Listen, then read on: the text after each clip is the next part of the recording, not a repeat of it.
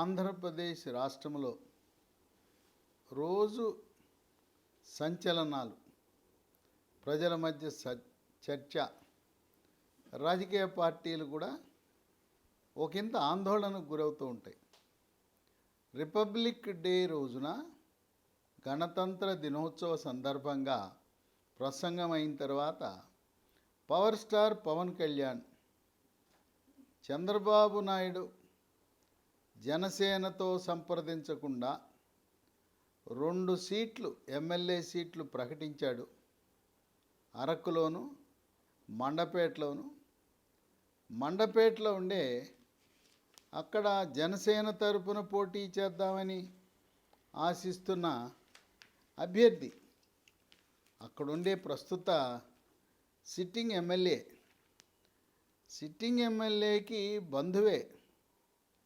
అక్కడ ఉన్నదేమో వేగుళ్ళ జోగేశ్వరరావు, ఆయనకి సోదరుడు వరుస అయ్యే వేగుళ్ళ లీలాకృష్ణ. ఆయన షాక్కు గురయ్యాడు. అసలు ఎవరికి చెప్పకుండా ఈ వేగుళ్ళ లీలాకృష్ణ జనసేన అధినేతకు చాలా దగ్గర సన్నిహితుడు. 2019 ఎన్నికల్లో కూడా 20% ఓట్లు, 35,000 ఓట్లు వచ్చినాయి.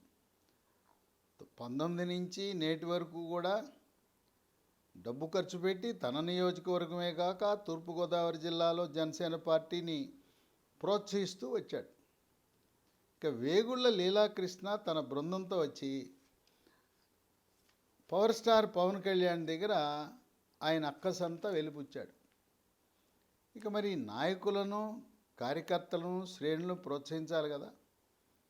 సరే, చంద్రబాబు నాయుడు 2 ప్రకటించాడు, నేను కూడా 2 ప్రకటిద్దామని చెప్పి పవర్ స్టార్ పవన్ కళ్యాణ్ వివాదరహితంగా ఉండే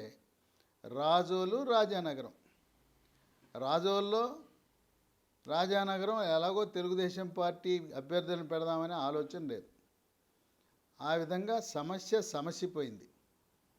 ఇది ఇలా ఉంటే మరుసటి రోజు 27 జనవరి శనివారం మంచి ముహూర్తం దొరికింది, ఈరోజే నా ప్రచారం ప్రారంభిస్తున్నామని విశాఖ నార్త్ మాజీ ఎమ్మెల్యే 2014లో బీజేపీ తరపున పోటీ చేసి బీజేపీ పార్టీ శాసనసభా పక్ష నేతగా పనిచేసిన విష్ణుకుమార్ రాజు అక్కడ సెంటిమెంటు విశాఖపట్నంలో ఉండే వైభవ్ వెంకటేశ్వర స్వామి ఆలయం దగ్గరికి వెళ్ళి ఆయన యొక్క ప్రచారాన్ని ప్రారంభించాడు. ఆయనతో పాటు విశేషం ఏంటంటే రాజ్యసభ సభ్యుడు జీవీఎల్ నరసింహారావు, జిల్లా అధ్యక్షుడు రవీందర్ రెడ్డి, సీనియర్ నాయకుడు బీజేపీ నాయకుడు కాశీరాజు లాంటి పెద్దలు కూడా ఈ యొక్క ప్రచార కార్యక్రమము, పూజా కార్యక్రమంలో పాల్గొన్నారు. ఇప్పుడు దీన్ని చూస్తే విశాఖ నార్త్లో బీజేపీతో పొత్తు దాదాపు ఖరారనే విషయం మనకు అర్థమవుతుంది. ఎందుకంటే భారతీయ జనతా పార్టీ జాతీయ నాయకత్వం ఆంధ్రప్రదేశ్ రాష్ట్రంలో బీజేపీ ఒంటరిగా పోటీ చేస్తే ఒక్క ఎమ్మెల్యే సీటు, ఒక్క ఎంపీ సీటు కూడా గెలవదని వాళ్ళ సర్వేల ద్వారా తెలుసుకుంది. కనుక జనసేన తెలుగుదేశం పార్టీతో పొత్తులో ఉంటే గతంలో మాదిరి 2014లో మాదిరి అప్పటికంటే ఇప్పుడు పరిస్థితి మెరుగుపడింది. ఎంపీల సీట్ల సంఖ్యను, ఎమ్మెల్యేల సీట్ల సంఖ్యను అప్పటికంటే పెంచుకోవచ్చు అనే ఆలోచనతో దాదాపు ఒక నిర్ణయానికి వచ్చేశారు.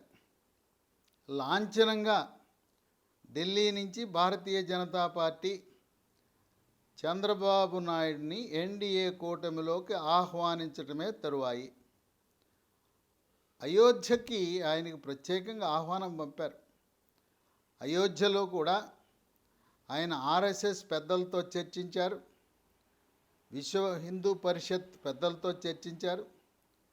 ప్రధానమంత్రి మోదీ ప్రత్యేకంగా చంద్రబాబు నాయుడుతో అంత బిజీగా ఉండి కూడా పక్కకు పిలిచి కొద్ది నిమిషాల పాటు ఆయనతో ఏకాంతంగా చర్చించడం, ముచ్చటించడం ఆంధ్రప్రదేశ్ రాష్ట్రంలో బీజేపీ, జనసేన, తెలుగుదేశం పొత్తు ఖరారనే సంకేతాలు ఇస్తుంది. అందువల్లనే బీజేపీ వాళ్ళతో పొత్తు సీట్లు చర్చించాలి కనుక తెలుగుదేశం, జనసేన పార్టీలు అభ్యర్థులను ప్రకటించటం లేదు. ఇప్పటికే 4 నియోజకవర్గాల్లో ప్రకటించారు, చెరొక 2. వాటి వల్ల బీజేపీకి ఎటువంటి ఇబ్బంది లేదు. బీహార్ రాష్ట్ర పరిణామాలు. అక్కడుండే నితీష్ కుమార్ యాదవ్ ప్రస్తుత ముఖ్యమంత్రి, జేడీయూ పార్టీ అధినేత. ఆయన ఇండియా కూటమి కాంగ్రెస్ పార్టీతో తెగతెంపులు చేసుకుని బయటకు వచ్చి మళ్ళీ 5వసారి 4 సార్లు బీజేపీతో ఎన్డీఏ కూటమితో తెంపుకుని మళ్ళీ ఇప్పుడు 5వసారి కలవటానికి రంగం సిద్ధమైంది.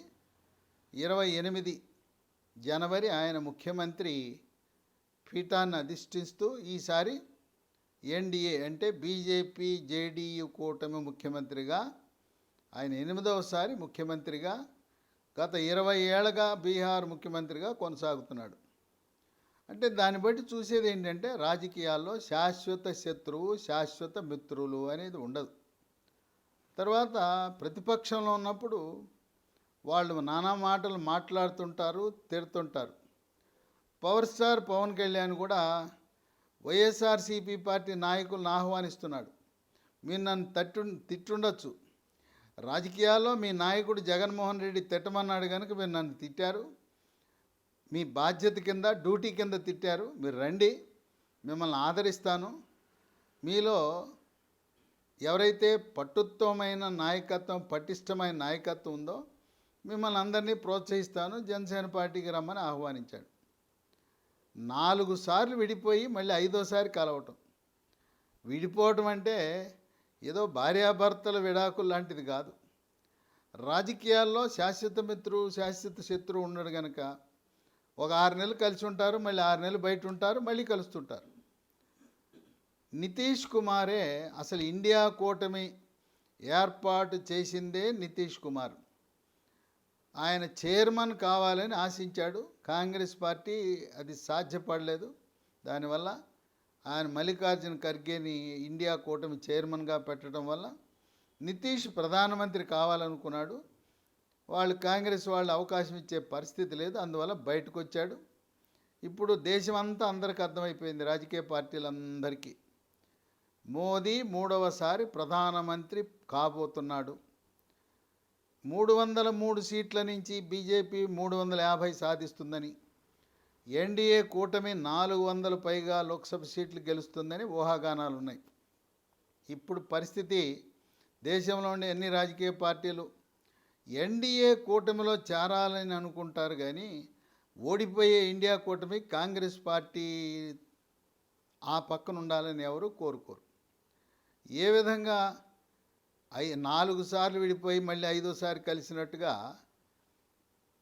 చంద్రబాబు నాయుడు తెలుగుదేశం పార్టీ ఇప్పటికి 2 సార్లు కలిసింది, 2 సార్లు విడిపోయారు. వాజ్పేయి ఉండగా ఒకసారి కలిశారు, మోదీ ఉండగా ఒకసారి కలిశారు, 2 సార్లు విడిపోయారు. ఇప్పుడు మళ్ళీ 3వసారి కలవడానికి ఏం అభ్యంతరం ఉండదు.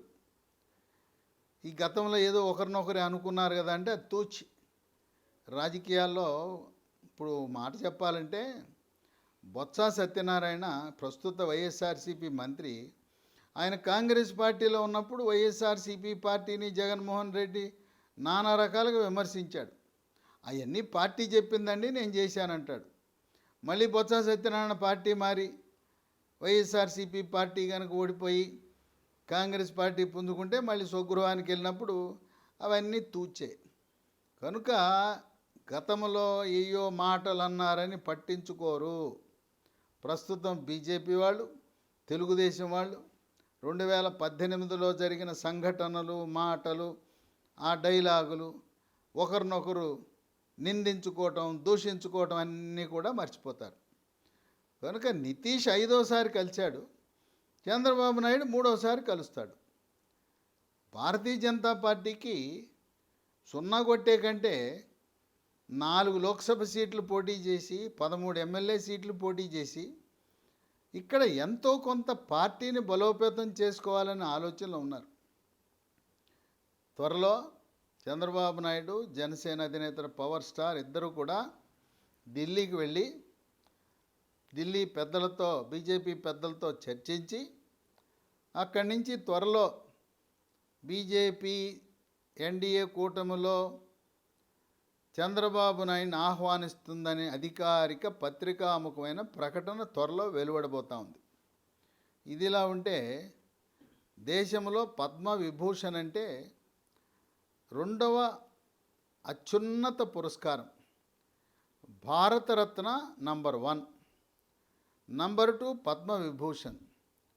అలాంటి పద్మవిభూషణ్ మెగాస్టారు చిరంజీవికి కేంద్ర ప్రభుత్వము ఆయనకి ఆ పురస్కారం ఇచ్చి గౌరవించటం, తద్వారా తెలుగు రాష్ట్రాల్లో ఉండే కాపు, బలిజ, తెలగ, ఒంటరి, తూర్పు కాపు, మున్నూరు కాపు సామాజిక వర్గాలను భారతీయ జనతా పార్టీ పట్ల ఆకర్షిద్దామనే ఆలోచనతో ముందుకు వెళ్తుంది పార్టీ.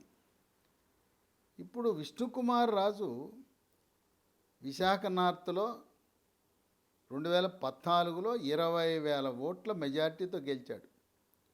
2019లో ఆయన ఓటమి చెందిన 19 నుంచి ఈ రోజు వరకు నియోజకవర్గం ప్రజలతో ఉన్నాడు. ఆయన మళ్ళీ 24లో పొత్తు ఉన్నా లేకపోయినా పోటీ చేయడానికి రంగం సిద్ధం చేసుకున్నాడు.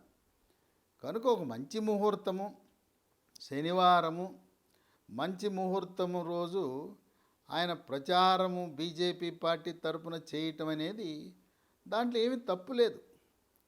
పైగా ఆయన గెలిచే అవకాశాలు చాలా మెండుగా ఉన్నాయి. ప్రస్తుతం అక్కడ ప్రాతినిధ్యం వహిస్తుంది తెలుగుదేశం పార్టీ తరపున గంటా శ్రీనివాసరావు, మాజీ మంత్రి. గంటా శ్రీనివాసరావు ఆయనకి బీహార్లో నితీష్ కుమార్లా ముందే తెలిసిపోతుంది ఏ పార్టీ గెలుస్తుందని.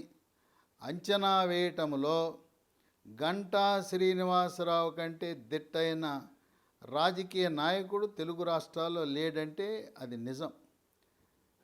ఆయన గంటా శ్రీనివాసరావు కలిసి వచ్చే అంశాలు ఏంటంటే, భీమవరంలో 2 సార్లు ఎమ్మెల్యేగా, ఒకసారి కాంగ్రెస్, రెండవసారి తెలుగుదేశం పార్టీ తరపున ఎమ్మెల్యేగా గెలిచిన అంజిబాబు, ఆయన గంటా శ్రీనివాసరావుకి వియ్యంకుడు.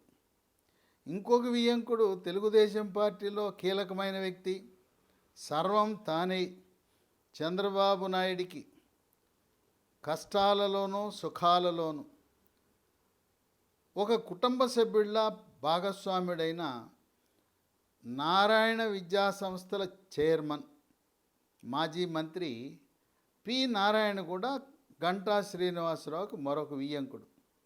అంటే ఆ కుటుంబంలో భీమవరం, నెల్లూరు సిటీ, విశాఖ. అందువల్ల గంటా శ్రీనివాసరావుకి నారాయణ కొండంత బలం, కొండంత అండ. గంటా శ్రీనివాసరావు ఒకసారి పోటీ చేస్తే ఇక మళ్ళీ ఆ నియోజకవర్గంలో రెండోసారి పోటీ చేయడు. ఇదొక ఉదాహరణ, ఇదొక తార్కాణం నియోజకవర్గాలు మారటం. 1999లో గంటా శ్రీనివాసరావు అనకాపల్లిలో తెలుగుదేశం పార్టీ ఎంపీగా గెలిచాడు. 2004లో చోడవరం వెళ్ళి చోడవరం తెలుగుదేశం పార్టీ తరపున ఎమ్మెల్యేగా గెలిచాడు. అప్పుడు కాంగ్రెస్ పార్టీ హవా ఉన్నా కూడా తెలుగుదేశం ఎమ్మెల్యేగా గెలిచాడు. చిరంజీవి మెగాస్టారు పీఆర్పీ పెడితే పీఆర్పీ పార్టీలో చేరాడు. అనకాపల్లికి వచ్చి ఎమ్మెల్యేగా పోటీ చేసి పీఆర్పీ పార్టీ తరపున గెలిచి పీఆర్పీ పార్టీని కాంగ్రెస్లో విలీనం చేసిన తర్వాత ఈయన గంటా శ్రీనివాసరావు పీఆర్పీ కోటా కింద మంత్రి అయ్యాడు. ఈయనతో పాటు మరొక మంత్రి అయిన వ్యక్తి రాయలసీమ నుంచి సి రామచంద్రయ్య. సి రామచంద్రయ్య ప్రస్తుతం వైఎస్ఆర్సీపీ పార్టీని వీడి, ఆయన బలిజ సామాజిక వర్గం, ఆ పార్టీని వీడి ప్రస్తుతం తెలుగుదేశం పార్టీలో చేరాడు.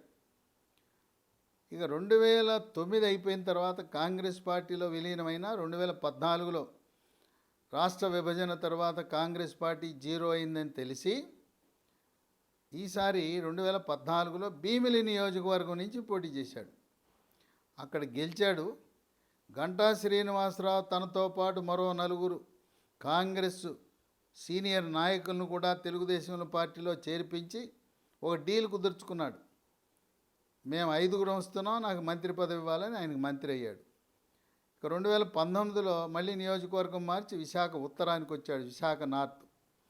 బీజేపీ పొత్తు లేదు కనుక చంద్రబాబు నాయుడు విశాఖ నార్త్ ఇచ్చాడు. విశాఖ నార్త్లో విజయం సాధించడం జరిగింది. ఇక ఇప్పుడు విశాఖ నార్త్ విష్ణుకుమార్ రాజుకి కేటాయిస్తారు. అందువల్ల గంటా శ్రీనివాసరావు చూపు ఈసారి వైజాగ్ దాటి విజయనగరం మీద పడింది. ఇక్కడెక్కడ ఖాళీలు లేవు, అన్నీ అయిపోయినాయి. కొత్త నియోజకవర్గ అన్వేషణలో నెల్లిమర్ల నియోజకవర్గం మీద కన్నేశాడు. నెల్లిమర్ల విజయనగరం జిల్లాలో విజయనగరం పక్కనే ఉన్న ఆ నియోజకవర్గం కేటాయించవలసిందిగా తెలుగుదేశం పార్టీ అధిష్టానాన్ని కోరాడు. ఇక్కడ జనసేన పార్టీకి ఒక 20,000 ఓట్లు ఉన్నాయి. కాపులు ఉన్నారు, తర్వాత క్షత్రియులు ఉన్నారు, కమ్మవారు ఉన్నారు, అన్ని సామాజిక వర్గాలు ఉన్నాయి. ఇక్కడ విశాఖ నార్త్లో విష్ణుకుమార్ రాజు యొక్క విజయం నల్లేరు మీద నడక. గెలిస్తే మళ్ళీ గతంలో ఆయన నిర్వహించిన బాధ్యతలు, ఆయన్ని శాసనసభ పక్ష నేతగా బీజేపీ పార్టీ ఆయన్నే మళ్ళీ ఎంపిక చేసుకునే అవకాశం కూడా ఉంది. అందువల్ల ఒక మంచి ముహూర్తం చూసి ఆయన ప్రచారం చేయటం రాష్ట్ర ప్రజలకు కూడా ఒక సంకేతం ఇచ్చింది. ఓహో, అయితే తెలుగుదేశం జనసేన బీజేపీ పొత్తు కుదిరిందా, అందుకే జీవీఎల్ నరసింహారావు విష్ణుకుమార్ రాజు ఇద్దరు కలిసి ఓ మంచి ముహూర్తం పెట్టుకుని వైజాగ్లో ప్రచారం విశాఖ నార్త్లో ప్రారంభించారనేది ప్రజలకు అవగాహన ఉంటుంది. అలాగే విష్ణుకుమార్ రాజు ఏమీ చోటామోటా నాయకుడు కాదు. ఆయన రాష్ట్ర ఉపాధ్యక్షుడు, బాధ్యతాయుతమైన పదవిలో ఉండి ఆయనకి కొన్ని సంకేతాలు ఢిల్లీ నుంచి రావటం వల్ల ఆయన ఈ యొక్క ప్రచార కార్యక్రమాన్ని ప్రారంభించాడు. ఇదిలా ఉంటే కైకలూరు, ఉమ్మడి కృష్ణా జిల్లాలో కైకలూరు నియోజకవర్గంలో 2018 వరకు బీజేపీ పార్టీ తరఫున వైద్య ఆరోగ్య శాఖ మంత్రిగా పనిచేసిన డాక్టర్ కామినేని శ్రీనివాస్, ఆయన 2019 ఎన్నికల్లో పోటీ చేయలేదు. అయినా కైకలూరు నియోజకవర్గాన్ని వదిలిపెట్టకుండా ప్రజా సంక్షేమాన్ని మరి చూసుకుంటూ శుభాశుభ కార్యక్రమాలకు హాజరవుతూ ఆయన నవంబరు 23లోనే వేగం పెంచాడు. నవంబర్ 23ని ప్రారంభించి క్రిస్మస్సు, నూతన సంవత్సరము, తర్వాత సంక్రాంతి పండుగలు, క్రిస్మస్ సందర్భంగా, నూతన సంవత్సరం సందర్భంగా అక్కడ ఆ నియోజకవర్గ పరిధిలో ఉండే చర్చిలు సందర్శించటం, చర్చిలన్నిటికీ ఆ నియోజకవర్గంలో దాదాపు 350 చర్చిలుంటే అన్నిటికీ కూడా పలహారాలు పంపిణీ చేయటం. ఆ విధంగా అన్ని రాజకీయ పార్టీలతో జనసేన, తెలుగుదేశం పార్టీ, ఇక్కడ గతంలో 2019లో పోటీ చేసి మన మాజీ ఎమ్మెల్యే జయమంగళ వెంకటరమణ వైఎస్ఆర్సీపీ పార్టీలో చేరితే అతనికి ఎమ్మెల్సీ పదవి ఇచ్చారు. ఇక్కడ తెలుగుదేశం పార్టీకి నాయకుడు అంటూ లేడు, ఇన్ఛార్జి లేడు. ఇక్కడ జనసేన కూడా బలంగా ఉంది. అయితే కామినేని శ్రీనివాస్ 2009లో ప్రజారాజ్యం పార్టీ తరపున పోటీ చేసి స్వల్ప మెజార్టీతో, స్వల్ప ఓట్లతో ఓడిపోయాడు. ఆ సానుభూతి ఆయన మీద ఉంది. కేవలం 800 ఓట్లతో ఓటమి చెందాడు. పీఆర్పీ పార్టీ తరపున మెగాస్టార్ చిరంజీవితోనూ, జనసేన పవర్ స్టార్ పవన్ కళ్యాణ్తో సత్సంబంధాలు ఉన్నాయి కనుక చంద్రబాబున ఈయన మొదట తెలుగుదేశం పార్టీనే ఆవిర్భావము 1982లో పార్టీ ప్రారంభించినప్పటి నుంచి తెలుగుదేశం పార్టీలో ఉండి ప్రజారాజ్యం పార్టీ చిరంజీవి పెడితే చిరంజీవి ఆహ్వానం మేరకు పార్టీలోకి వెళ్ళాడు. అప్పటి వరకు కూడా తెలుగుదేశం పార్టీలో ఉన్నాడు. ఆయన సభ్యత్వం నంబరు ఆయనది 50. అంటే మొదటి 50 మందిలో ఉన్నాడు ఆయన పార్టీ పెట్టినప్పుడు. ఎన్టీ రామారావు అప్పట్లోనే ఆయన తెలుగుదేశం పార్టీ తరఫున ఎమ్మెల్సీగా కూడా పనిచేశాడు. ఇక ఆయన సంక్రాంతి సంబరాలు, నూతన సంవత్సర వేడుకలు, ఇప్పటికే కైకలూరు నియోజకవర్గంలో తెలుగుదేశం, జనసేన పార్టీ, బీజేపీ అని బోర్డు పెట్టకపోయినా ఆత్మీయ సమావేశాలని చెప్పి అన్ని గ్రామాలు పర్యటనలు పూర్తి చేసి అన్ని గ్రామాల్లో ఆత్మీయ సమావేశాలను పెట్టి నియోజకవర్గంలో ఉండే 4 మండలాలు పర్యటనలు పూర్తి చేసి విష్ణుకుమార్ రాజు కంటే కూడా ఒక అడుగు ముందు వేసి, ఎందుకంటే చంద్రబాబు నాయుడు ఆయనకి seat okay, power star Pawan Kalyan seat okay, Nadendla Manohar కూడా ఈయన పేరే చెప్తారు. అట్లాగే బీజేపీ హైకమాండ్ కూడా ఈయన పేరే, మీరు గతంలో ఇక్కడ పోటీ చేశారు, అప్పట్లో 26,000 మెజార్టీతో గెలిచారు, మొట్టమొదటిసారి బీజేపీ జెండా ఎగిరింది కైకలూరులో, కనుక మళ్ళీ ఆయన అభ్యర్థి అవుతాడు. ఈసారి ఇప్పుడు ఆయన పర్యటనలు, ఆయన యొక్క ప్రచారం చూస్తే ఈసారి బీజేపీ, జనసేన, తెలుగుదేశం కూటమి 50,000 మెజార్టీ సాధిస్తుంది.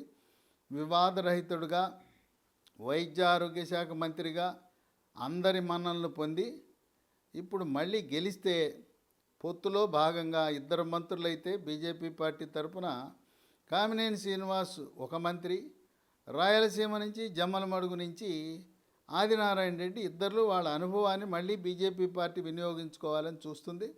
అందువల్ల నియోజకవర్గంలో ఎవరైతే మనల్ని ప్రజలు గౌరవించారో ఆ నియోజకవర్గంలో తిరగటం తప్పు కాదు, ప్రచారం చేయటం తప్పు కాదు. ఆ విధంగా ఒక అడుగు ముందేసి ఉన్నాడు కామినేని శ్రీనివాస్ విష్ణుకుమార్ రాజు కంటే. దానికి ఎటువంటి రాజకీయంగా తప్పు పట్టవలసిన అవసరం ఏమాత్రం లేదు. ఇక బీజేపీతో లాంఛన ప్రకటన మాత్రమే తరువాయి. 2014లో 4 లోక్సభ సీట్లు కేటాయించారు బీజేపీకి. అప్పట్లో 4 కేటాయిస్తే 2 సీట్లు గెలిచింది బీజేపీ. విశాఖ నుంచి హరిబాబు ఆయన గెలిచాడు. మంత్రివర్గంలో స్థానం ఇవ్వవలసి ఉన్న కొన్ని కారణాల వల్ల ఇవ్వలేకపోయారు. ఆయన ప్రస్తుతం గవర్నర్గా, ఈశాన్య రాష్ట్రాల గవర్నర్గా ఉన్నాడు. రెండవ అభ్యర్థి గెలిచింది నర్సాపురం నుంచి గంగరాజు. ఆ ఇద్దరు గెలిచారు. రాజంపేట, తిరుపతిలో ఓటమి చెందారు. ఈసారి ఆ 4 నియోజకవర్గాల్లో విశాఖ నుంచి పురంధరేశ్వరి పోటీ చేస్తుంది. పోటీ చేసి ఆమె గెలిచిన తర్వాత ఇప్పుడు ప్రస్తుత పరిస్థితుల్లో విశాఖ నుంచి ఈ 3 పార్టీలు కలిసి పోటీ చేస్తే 1,00,000 ఓట్ల మెజార్టీతో గెలిచే అవకాశాలు ఉన్నాయి. ఆమెకి కేంద్ర కేబినెట్లో కూడా అవకాశం కల్పించాలనే ఆలోచనలో ప్రధానమంత్రి మోదీ, బీజేపీ హైకమాండ్ ఉంది. కనుక రాష్ట్ర ప్రయోజనాలు కాపాడటానికి పురంధరేశ్వరి విశాఖలో గెలిచి కేంద్ర మంత్రిగా బాధ్యతలు చేపట్టబోతా ఉంది. ఇక 2 నర్సాపురంలో RRR రఘురామకృష్ణరాజు బీజేపీ పార్టీ తరఫున పోటీ చేసి ఆయన కూడా 1,00,000 ఓట్ల మెజార్టీతో గెలిచే పరిస్థితి ఉంది. ఇక 3 రాజంపేట మాజీ ముఖ్యమంత్రి కిరణ్ కుమార్ రెడ్డిని పోటీ చేయించే ఆలోచనలో పార్టీ ఉంది. ఇక 4 తిరుపతి, అక్కడ కర్ణాటక చీఫ్ సెక్రటరీగా బాధ్యతలు చేపట్టి పదవీ విరమణ చేసిన రత్నప్రభ మాదిగ సామాజిక వర్గానికి చెందిన మహిళ ఉప ఎన్నికలో కూడా పోటీ చేసి ఓటమి చెందింది. ఆమెను తిరుపతి నుంచి పోటీ పెడతారు. ఈసారి 4 సీట్లు కూడా గెలిచే పరిస్థితి ఉన్నది. 2014లో 2 గెలిస్తే ఈసారి 4 గెలుస్తుంది. ఇంకో 2 పెంచాలని చంద్రబాబును అడగాలని ప్రయత్నిస్తున్నారు. రాజమండ్రి, ఏలూరు. రాజమండ్రి ఇస్తే సినీ నటి జయప్రద సమాజ్వాదీ పార్టీని వీడి భారతీయ జనతా పార్టీలో చేరి ఉత్తర భారతంలో ప్రచారం చేస్తూ ఉత్తరప్రదేశ్లో తను ఎన్నికల్లో క్రియాశీలకంగా పనిచేయటం, ఆమెను హైకమాండ్ రాజమండ్రిలో పోటీకి దింపుతుందని. ఎందుకంటే జయప్రద రాజమండ్రి స్థానికురాలు, ఆమె పుట్టింది రాజమండ్రి, అందువల్ల జయప్రద. అలాగే సుజనా చౌదరి మాజీ మంత్రి, తెలుగుదేశం పార్టీ తరఫున ఎన్డీఏ కూటమిలో మంత్రిగా పనిచేశాడు. ఆయన్ని ఏలూరు నుంచి పోటీ చేయించాలనే ఆలోచన ఉంది. ఏలూరులో ఇంతవరకు తెలుగుదేశం పార్టీ తరఫున అభ్యర్థులు ఎవరూ లేరు. అందువల్ల 6 సీట్లు అడగాలని భారతీయ జనతా పార్టీ సంకల్పం. 2014లో భారతీయ జనతా పార్టీకి తెలుగుదేశం 13 సీట్లు కేటాయించింది. తదుపరి చర్చల్లో 13లో ఒక 4 నియోజకవర్గాలు ఉపసంహరించుకోమని కోరింది. 9 మాత్రమే పోటీ చేశారు.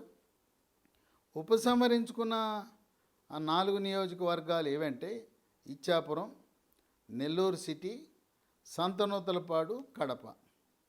అప్పట్లో పోటీ చేసిన నియోజకవర్గాలు బీజేపీ 9 ఏదంటే విశాఖ నార్త్ తరపున విష్ణుకుమార్ రాజు పోటీ చేసి గెలిచాడు. అప్పట్లో 4 ఎమ్మెల్యేలు గెలిచారు. 9 మంది పోటీ చేస్తే 4 గెలిచారు, 2 మంత్రులు అయ్యారు. 2 పాడేరు లోకుల గాంధీ, ఆయన అనారోగ్య కారణాల వల్ల దైవ సన్నిధికి వెళ్ళటం జరిగింది. ఇది ఈ మధ్య కాలంలో కోవిడ్ సమయంలో దైవ సన్నిధికి చేరారు. ఇక 3 రాజమండ్రి అర్బన్, ఎముకల డాక్టర్ ఆకుల సత్యనారాయణ గెలిచాడు.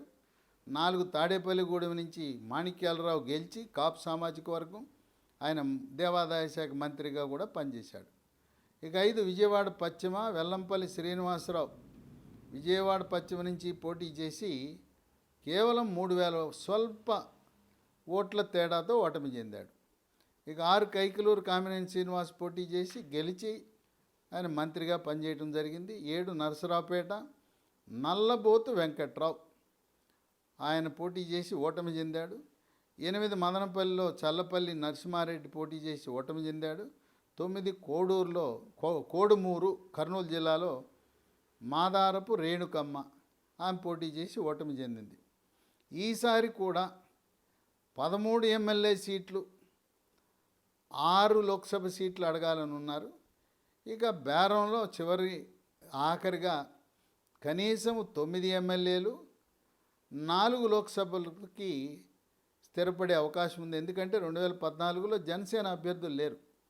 ఇప్పుడు జనసేన కూడా ఉంది కనుక భారతీయ జనతా పార్టీ కనీసం 4 లోక్సభ సీట్లు అలాగే 9 ఎమ్మెల్యే సీట్లకి ఒప్పుకునే అవకాశం ఉంది. 2 మంత్రులు అవుతారు క్యాబినెట్లో. రాష్ట్రం నుంచి ఒక కేంద్ర మంత్రిని, పురంధరేశ్వర్ని మన తెలుగు ప్రజలు ఆంధ్రప్రదేశ్ నుంచి కేంద్ర క్యాబినెట్లో పంపబోతున్నాం. అలాగే జనసేనను ప్రోత్సహించాలని, కాపు సామాజిక వర్గాన్ని ఆకర్షించాలని అనకాపల్లి నుంచి కొణతల రామకృష్ణ, పీసీ సామాజిక వర్గం, గౌర సామాజిక వర్గం, ఆయన జనసేన పార్టీలో గెలిస్తే ప్రధానమంత్రి మోదీ ఆయన ఎన్నడూ లేని విధంగా 27 మంది బీసీ సామాజిక వర్గం వాళ్ళకి కేంద్ర క్యాబినెట్లో అవకాశం కల్పించాడు కనుక కొణతల రామకృష్ణ జనసేన పార్టీ తరపున కేంద్ర మంత్రివర్గంలో స్థానము పొందినా ఏం ఆశ్చర్యం లేదు. జనసేన 3 సీట్లు పోటీ చేయాలనుకుంటుంది.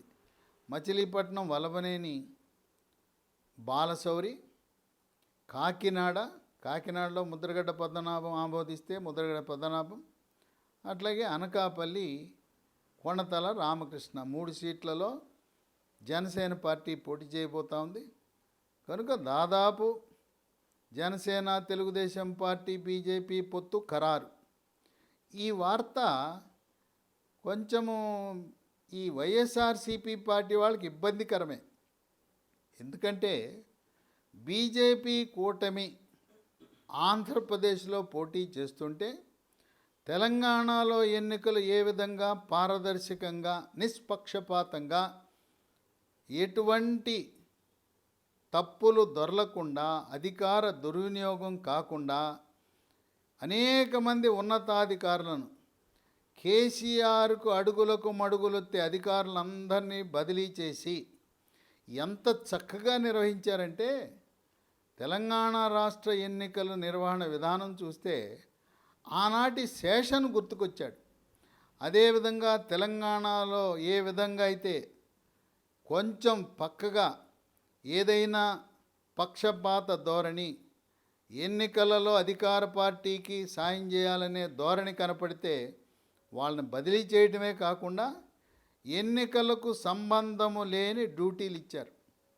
వాళ్ళు డీజీపీని, ప్రధాన కార్యదర్శిని, అనేక మంది ఉన్నతాధికారులు ఐపీఎస్, ఐఏఎస్ని బదిలీ చేయడానికి ఏమాత్రం వెనుకంజ వేరు. ఇప్పటికే కేంద్ర ఎన్నికల సంఘం, కేంద్ర ప్రభుత్వం ఆంధ్రప్రదేశ్ అధికార పార్టీకి, ప్రభుత్వానికి ఒక రుచి చూపించారు, శాంపుల్ చూపించారు. తిరుపతి ఎన్నిక సందర్భముగా జరిగిన అవకతవకలకు బాధ్యుడైన ఆనాటి రిటర్నింగ్ అధికారిగా ఉన్న ఆనాటి తిరుపతి మున్సిపల్ కమిషనర్గా ఉన్న గిరీష ప్రస్తుతం కలెక్టర్గా ఉన్నాడు.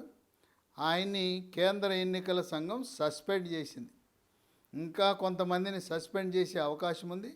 కనుక భారతీయ జనతా పార్టీ కూటమిలో చేరితే ఎక్కడా ఎటువంటి అవకతవకలు జరగవు. గ్రామ సచివాలయాల్లో ఉండే సిబ్బంది ఎన్నికలతో సంబంధం లేదు. ఈసారి మళ్ళీ టీచర్లు రంగంలో దిగుతారు.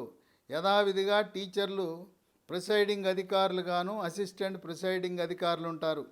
వైఎస్ఆర్సీపీ పార్టీ వాళ్ళకు అనుకూలమైన అధికారులను, పోలీసు యంత్రాంగాన్ని, గ్రామ సచివాలయ సిబ్బందిని, గ్రామ వాలంటీర్లను నమ్ముకుని మళ్ళీ గెలుస్తాం, వై నాట్ 175 అంటున్నారు. గ్రామ వాలంటీర్లు పరిధి దాటితే ఎన్నికల కమిషను వాళ్లను అరెస్టు చేయటానికి కూడా ఏమాత్రం వెనుకంజ వేయదు. గ్రామ సచివాలయ సిబ్బందికి ఎన్నికల నిర్వహణకు ఎటువంటి సంబంధం ఉండదు, ఉండబోదు, ఉండదుగాక. ఎందుకంటే ఇది వైఎస్ఆర్సీపీ పార్టీ నియమించిన సిబ్బంది కనుక ఆ ప్రభుత్వంలో నా పార్టీకి మేలు చేయాలనే సంకల్పం ఉంటుంది కనుక కేంద్ర ఎన్నికల సంఘం ఒక వ్యూహాత్మకంగా ఇప్పటికే ఒక జాబితా తయారు చేసింది. ఎవరెవరిని సస్పెండ్ చేయాలనే ఒక జాబితా తయారు చేసింది, ఎవరెవరిని బదిలీ చేయాలనే జాబితా తయారు చేసింది, ఎన్నికల విధులకు దూరంగా ఎవరిని ఉంచాలనే జాబితా తయారు చేసింది. అందువల్ల నిష్పక్షపాతంగా అధికార దుర్వినియోగం లేకుండా ఎన్నికలు జరిగితే వైఎస్ఆర్సీపీ పార్టీ ఎట్టి పరిస్థితుల్లో కూడా గెలిచే అవకాశాలు లేవని విశ్లేషకులు భావిస్తున్నారు. ఈ మూడు పార్టీలు కలిసి 2014లా మళ్ళీ గెలిచి జనవరి 22న ప్రాణ ప్రతిష్ఠ చేసిన మోదీ దేశంలోనే రామరాజ్యం కాదు, ఆంధ్రప్రదేశ్ రాష్ట్రంలో కూడా రామరాజ్యాన్ని స్థాపించి రామరాజ్యము, రాముడి యొక్క పరిపాలన నడపాలని, అమరావతినే రాజధానిగా కొనసాగించాలని, పోలవరం ప్రాజెక్టుని పూర్తి చేయాలని, బాగా వెనకబడి గుంతల రోడ్లతో సతమతమవుతున్న ఆంధ్రప్రదేశ్ రాష్ట్రాన్ని ప్రత్యేకంగా ఆదుకుని అమరావతిని ఢిల్లీని తలపించే రాజధాని నిర్మాణం అనే మాటను సాక్షాత్తు భగవంతుని ముందు ఇచ్చిన హామీని వాస్తవ రూపం దాల్చడానికి భాజపా, తెలుగుదేశం, జనసేన పార్టీ కలిసి పోటీ చేస్తుంటే ఈ వార్త వైఎస్ఆర్సీపీ పార్టీకి ప్రకంపనలు పుట్టిస్తూ ఉంది. మళ్ళీ షర్మిల కాంగ్రెస్ పార్టీ తరపున పీసీసీ అధ్యక్షురాలుగా బాధ్యతలు చేపట్టి 1% ఉన్న కాంగ్రెస్ ఓట్లను, జగన్మోహన్ రెడ్డి వైఎస్ఆర్సీపీ పార్టీలను ఓట్లను చీల్చి ఒక 10% ఓట్లు అధికార పార్టీ ఓట్లను చీల్చి అది పరోక్షంగా జనసేన, తెలుగుదేశం, బీజేపీకి కలిసి వచ్చే అంశమని విశ్లేషకులు భావిస్తున్నారు. త్వరలో శుభవార్త ఢిల్లీ నుంచి వెలువడుతుంది. జనసేన అధినేత పవర్ స్టార్ చంద్రబాబు నాయుడు ఇద్దరు ఢిల్లీ వెళ్ళటానికి వాళ్ళు ప్రయాణం సిద్ధం చేసుకున్నారు. త్వరలో ఈ పొత్తు విషయం తెలుగు ప్రజలకు ఈ యొక్క శుభవార్త వెలువడుతుందని అందరూ ఆశగా ఎదురు చూస్తున్నారు.